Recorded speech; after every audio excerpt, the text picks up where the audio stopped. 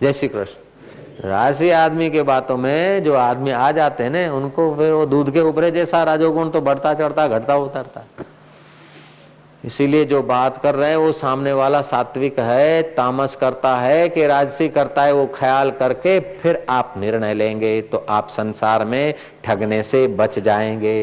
जय राम जी की। तो धर्म केवल परलोक में ही कल्याण करता है ऐसी बात नहीं है। धर्म का अनुष्ठान आपको यहाँ समाज में भी बड़ी मदद करता है। स्त्री धार्मिक होती है तो माँ बाप, लड़की धार्मिक होती है तो माँ बाप चाचा चाची खुश रहते, निश्चिंत रहते, ऐसी बात नहीं। वो जब ब्याह के जाती है तो पति भी विश्वास रखता है, सासू भी विश्वास रखती है। जो धार्मिक व्यक्ति है, धार्मिक व्यक्ति दूसरे अपने में दूसरों का विश्वास क्रिएट कराता है। धर्म आप में दूसरे का विश्वास स्थापित करता है, और विश्वास से जितना बढ़िया कार्य हो सकता है उतना कायदे से नहीं हो सकता है। तो जो धार्मिक हैं, सत्यनिष्ठ हैं, परहितरत हैं, तो समाज का उन महापुरुषों के प्रति विश्वास हो जाता है और वो बोल देते दारू नहीं पीना, तो कायदा उनको कितना भी दम दाटी दिखाए तभी भी वो छुप के दारू पी सकते हैं। और गुरुदेव कह दे दारू मत पीना तो फिर चलो मुफ्त में, मिलिट्री में तो रोज मिलता है तब भी नहीं पीते हैं। ऐसे कई फौजी मित्र हैं। जयराम जी। नहीं तो यहाँ ड्राई एरिया है तभी भी लोग कहीं कहीं बट्ठियां चलती है, कहाँ कहाँ पीते हैं, और यहाँ से नहीं तो फिर आबू पीने को जाते हैं, दूसरी जगह पीने को जाते हैं, और यहाँ न पीने की कसर वहां निकाल के आते हैं। लेकिन एक बार जो धर्म पर टिका है, लोगों का विश्वास संपादन कर लिया है और परमात्मा के साथ प्रीति है, ऐसा पुरुष अगर एक बार कहते हैं या हम लोग उनके आगे स्वीकार कर लेते कि ये दारू नहीं पिएंगे, बीड़ी नहीं पिएंगे, ये नहीं करेंगे, तो वो महापुरुष हयात हो तब भी और उनका शरीर ब्रह्मलीन हो जाए फिर भी हम उनका कायदा और उनकी आज्ञा मानते रहते। इसलिए सच्चा राज तो उन महापुरुषों का ही काम करता है, बाकी का तो मराई थोड़ी देर के लिए छटक बारी खोज लेते हैं। इनकम टैक्स का कायदा बना तो फिर वकील का सहारा लिया, उसका सहारा लिया, वकील को दो उसको दो करके भी छटक बारी करके हम कुछ न कुछ बचा लेते हैं। महापुरुषों के पास देने के लिए कोई कायदा नहीं, कोई डंडा नहीं, फिर भी इधर से उधर से घूम घाम के कुछ न कुछ धर कर अपने को धन्यता एहसास कराते हैं। ये सात्विक कर्ताओं का है। जय जय। राजसी करता तो वैसे वैसे लेगा, हुक्म चलाने की कोशिश करेगा, फिर भी हमारे दिल पर उनकी गहरी असर नहीं रहती। और सात्विक कर्ताओं की, जैसे गुरुदेव की, राम तीर्थ की, रमण महर्षि की और ब्रह्मवेताओं की, हम लोगों के दिल पर ऐसी अच्छी सुंदर असर है कि उनके चित्र को देखकर भी हम यूं कर देते हैं। और राजसी करता आते हैं तो जरा यूं कर देते हैं, ऑफिस में जाना है, केम छो साहेब, साहेब आવું છે, साहेब આવું પછી કે કેમ આમ કહેતા કે તો એ લોકોને કહેવાય એવું નહીં તો કાગળ ના ચલાવે મારા બેટા કે એટલે સાલા હું કહી દઉં કે तो उनके लिए मान पैदा नहीं होता है। जय जय। तो जो रजोगुणी तमोगुणी है वे बेचारे दिखावे का जबरन कोई उनको मान कर देता है, लेकिन वो भी अंदर से समझते हैं कि समाज हमारा आदर नहीं करती, मान नहीं करती, वो भी अंदर से समझते हैं और हम लोग भी समझते हैं। एक पुलिस अफसर, एक फौज का अफसर थे, जय जय, कप्तान थे, उनका प्रमोशन हुआ था, डायरेक्ट नहीं बने थे, नीचे पोस्ट से। महाराज जब कप्तान साहब जाते थे तो फौजी सलाम, और सलामी लेते समय साहब बुरी तरह नाराज हो जाते थे। दो उनके साथ में रहते थे सेवक, साहब बोल देते थे कि ऐसे ही तो बकते हो, ऐसे ही तो बकते हो। आखिर उन दो सेवकों ने पूछ लिया कि साहब आपको जब सलामी मिलती है तो आप बुरी तरह नाराज हो जाते हो कि ऐसे ही तो बकते हो, क्या बात है? बोले मुझे पता है, इन छोटी पोस्टों से गुजरते गुजरते प्रमोशन लेते लेते यहाँ आया हूँ। तो जब मेरे सामने अफसर आ जाता था तो हम यूं सलाम मारते थे और यूं करते थे कि जा जल्दी जा वहां से। बड़े खुश हो रहे कर्नल साहब, बड़े खुश हो रहे। ये सच्ची घटना है। जयराम जी की।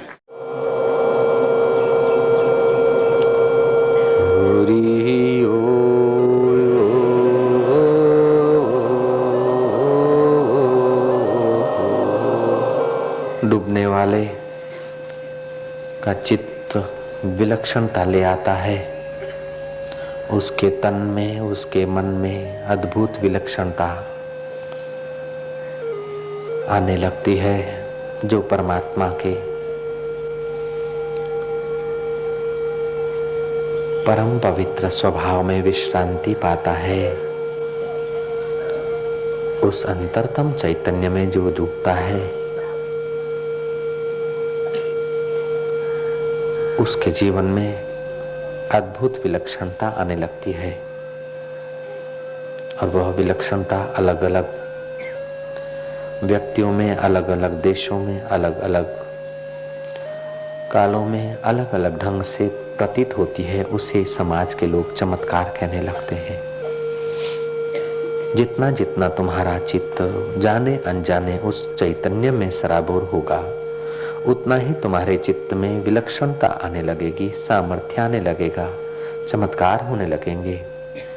लेकिन सात्विक कर्ता चमत्कारों के लिए परमात्मा को प्यार नहीं करता। परमात्मा सचमुच में प्यारा है, उसीलिए उसे प्यार करता है। उसके बिना कोई सहारा नहीं है, उसीलिए सच्चे सहारे में सात्विक कर्ता डूबता है, गोता मारता है।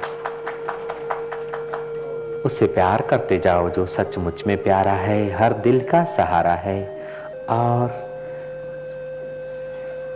वास्तविक में तुम्हारा है। उस प्रभु को गहरी गहरी शांति के द्वारा, आत्मिक प्रीति के द्वारा अपने अहम को पिघल जाने दो, अपनी चंचलता को हट जाने दो, अपने तमस और रजस को अलविदा हो जाने दो। उस प्यारे को प्यार करते ही सत्व गुण का साम्राज्य छाने लगता है।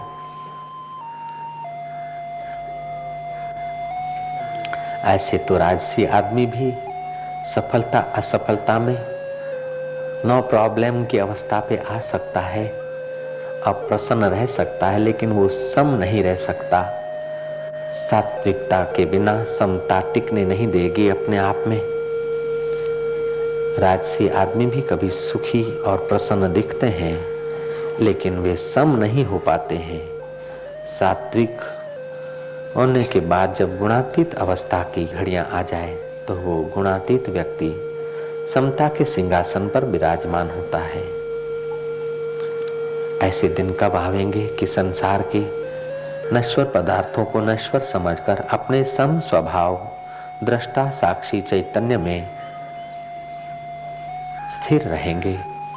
संसार के कार्य करने के लिए शरीर की तंदुरुस्ती, मन की एकाग्रता और चित्त की बुद्धि की विलक्षणता, दिव्यता अनिवार्य है।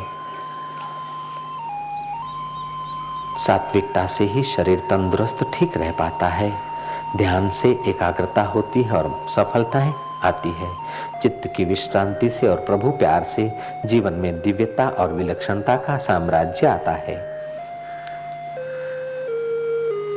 घर में धूप दीप आदि से भी सात्विकता को प्रोत्साहन मिलता है। हरि हरि ओ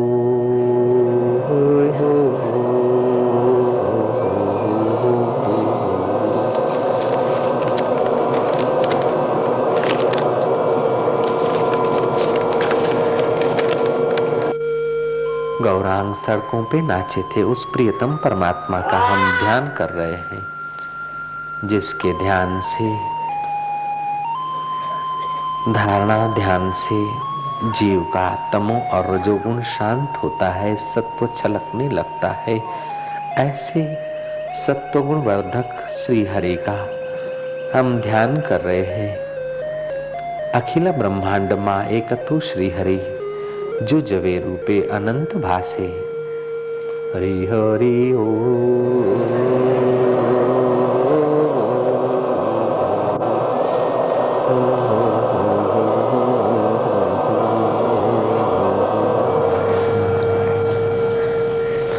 रजो तमोगुण घटे, ऐसा प्रयास करना चाहिए, सत्वगुण बढ़ता रहे और ध्यान धारणा से विलक्षणता चित्त में आती है। जैसे अरस्तु का चित्त एकाग्र हुआ तो तर्क शक्ति में सफल हुआ, आइंस्टाइन का चित्त एकाग्र हुआ, विज्ञान की खोज में सफल हुआ, ध्रुव का चित्त एकाग्र हुआ, भगवान आदि नारायण को वसुंधरा पर प्रकट होने में समर्थ हुआ, बीरा का चित्त एकाग्र हुआ, विलक्षणता आई, जहर में से अमृत हो गया, शबरी का चित्त एकाग्र हुआ, प्रेमा भक्ति से दिव्य हुआ तो उसके बैरों में दिव्यता आ गई। ऐसे ही अमेरिका में कायसी नाम का एक व्यक्ति हो गया। वो बीमार पड़ा था। हकीम डॉक्टरों की, तबीबों की सारी जांच पड़ताल के बाद उस नतीजे पे पहुंचा कि कोई इलाज नहीं। वो अपने गॉड को, भगवान को याद करते सारी दुनिया की आशा से निराश होकर पड़ गया अनजाने में उसका मन और प्राण ऊपर के केंद्रों में चला गया और एकाएक कायसी बड़बड़ाया, चिल्लाया, अमुक अमुक औषधि लेकर आओ तो मैं ठीक हो जाऊंगा। कुटुंबियों ने वो औषधि का नाम लिख लिया, अखबारों में दिया। पूरे अमेरिका में वो औषधि किसी फैक्ट्री ने बनाई नहीं आज तक।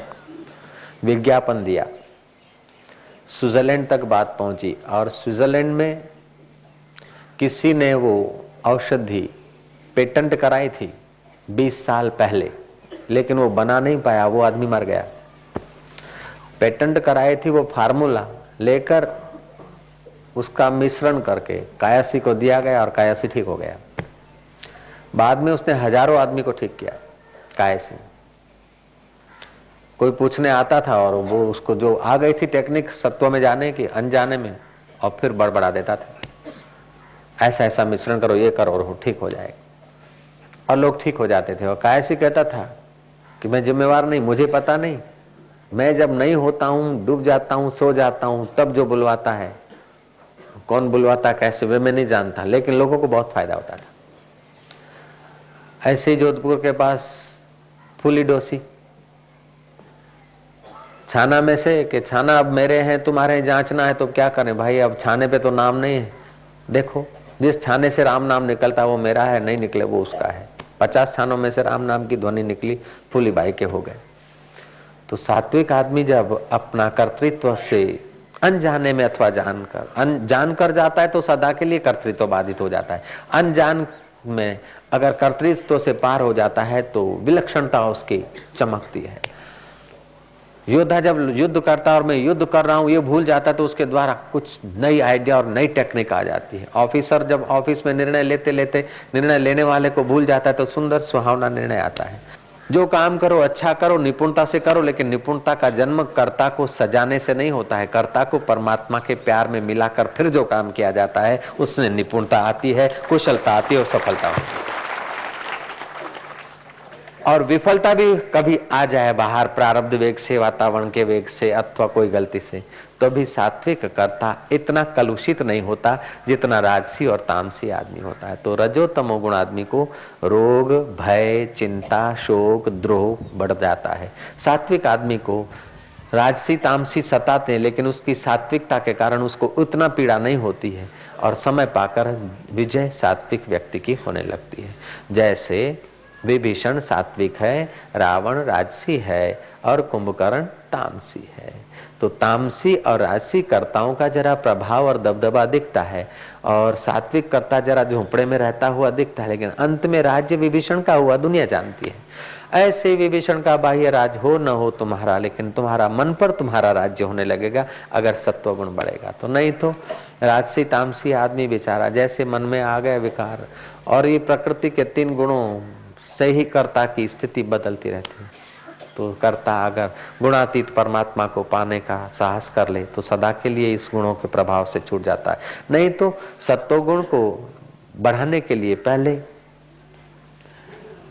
कर्ता रजोगुण में होता है, तो तमोगुण से जान छुड़ाने के लिए रजोगुण ठीक है, रजोगुण से हटकर सत्वगुण में आना ठीक है। अंत में तीनों गुणों से पार होना जरूरी है। महापुरुष लोग दृष्टांत देते हैं कि एक किसान के खेत में चोर लोग गन्ने तोड़कर ईख लेकर चले जाते थे। एकाएक किसान लौट के आया तो देखा कि 3 है चोर, मैं हूं अकेला जंगल का मामला, खेत में 3 आदमी के साथ भिड़ना ठीक नहीं। लेकिन वो कथा में जाता था, सत्तो रजो तमोगुण की कुछ कथा सुनी थी, उसको आइडिया आ गई, शांत होकर आइडिया आ गई और तीनों को जाकर धन्यवाद किया, अभिवादन किया और पूछा नात जात। तो एक ब्राह्मण था, दूसरा जाट था, तीसरा नाई था। ब्राह्मण को कहा कि भूदेव हमारे खेत में आ जाए, ये तो सौभाग्य की घड़ियां, और आप गन्ने इतना उठा के परिश्रम करते, मुझे आज्ञा कर देते, मैं भाड़ा भेजवा दिया करता रोज। और जाट जी, अरे आप जैसे बलवान आदमी है, आप जैसे इतने प्रतिभा संपन्न व्यक्ति इस नाई को कहां से ले आए, कम वक्त को, ये तुम्हारे बीच दो हीरों के बीच ये काला कलुट, ये कोलसा शोभा नहीं देता। कानिया दोनों को अपने पक्ष में करके नाई को थप्पड़ मार के रवाना कर दिया। तेरे बाप का खेत है रे काना, इनके बीच में आ पड़ा है तू। थप्पड़ मार के उसको दूर रवाना कर दिया। नाई बोलता भगवान करे कि इन दो साथियों का भी कुछ हो। वो बोलता तू चिंता मत कर, तू जा आगे निकल। जाट को बुला रहे, अनपढ़ा जाट पढ़े जैसा, पढ़ा जाट खुदा जैसा। कहाँ तो जाट अहंकारी और कहाँ ये हमारे ब्राह्मण। भूदेव नमस्कार है, आप तो कहाँ ब्राह्मण और ये जाट तुम्हारी संगति करके अपना उल्लू सीधा करता है, तुमको भी बदनाम करता है। चल दूर हटा हमारे भूदेव से। जाट का बच्चा रख दी जाट पर, वो भी किसान था। जाट को रवाना कर दिया। जाट बोलता है कि बमनिया फा गया। बोले तू चिंता मत कर, तू आगे जा। फिर ब्राह्मण का हाथ पकड़ा कि मैं फेंट नहीं पकड़ता, तमाचा तो नहीं मारता हूं, लेकिन जरा सा संकल्प कराते हो तो धर दक्षिणा 5.25 रुपया, और दिन रात यहाँ पसीना गिराते हो और तुम फिर गन्ने निकलते हो चुरा के ले जाते हो। ब्राह्मण है कि तू शूद्र है? तेरा इतना ही शब्द से अपमान किया तेरी मृत्यु के बराबर है। दोबारा ऐसा काम मत करना, ब्राह्मणों का नाम खराब करता है। उसने अपने खेत की रक्षा कर ली, दोबारा अब नहीं आते हो। उसने तो गन्नों की रक्षा करने के लिए एक एक को रवाना किया, तुम्हें अपने परब्रह्म परमात्मा की रक्षा साक्षात्कार करने के लिए एक एक गुण को रवाना करना पड़ेगा। वो तो गन्ने चुरा रहे थे, लेकिन ये तुम्हारा मन 3 गुणों को लेकर, नाई को, जाट को और बम्मन को लेकर, तुम्हारा मन तुम्हारा आत्मधन का खजाना चुरा रहा है, ब्रह्म रस चुरा रहा है। उन्होंने तो चीनी बनने वाला रस, जो 10% खांड निकलती, गुड़ 10% होता है, 1 कुंटल जाओ तो 10 किलो गुड़ आओ। लेकिन तुम्हारा तो महाराज पूरा ही पूरा है वो अमृत। उस अमृत की जरा सी किरण पाके बुद्धि बाई मस्त हो जाती है, जरा सी किरण पाके शरीर सुंदर हो जाता, जरा सी उस अमृत की जरा सी एक बूंद का करोड़वा ऐसा पाकर सारा जगत पागल सा हो रहा है, मस्त हो रहा है, नाच रहा है। जब जब सुख आता है तो उसी चैतन्य का है। ऐसे चैतन्य के खजाने को 3 गुण लूट रहे हैं। इसलिए आप तमोगुण को निकालने के लिए रजो तमो का उपयोग करो, रजो और सत्तो का उपयोग करो, फिर रजो को निकालने के लिए सत्तो का, और बाद में जिनसे उपयोग किया जाता है उस ज्ञाता ज्ञान में डट जाओ तो मोक्ष तो तुम्हारे हाथ की बात हो जाएगी। हरि ही ओ।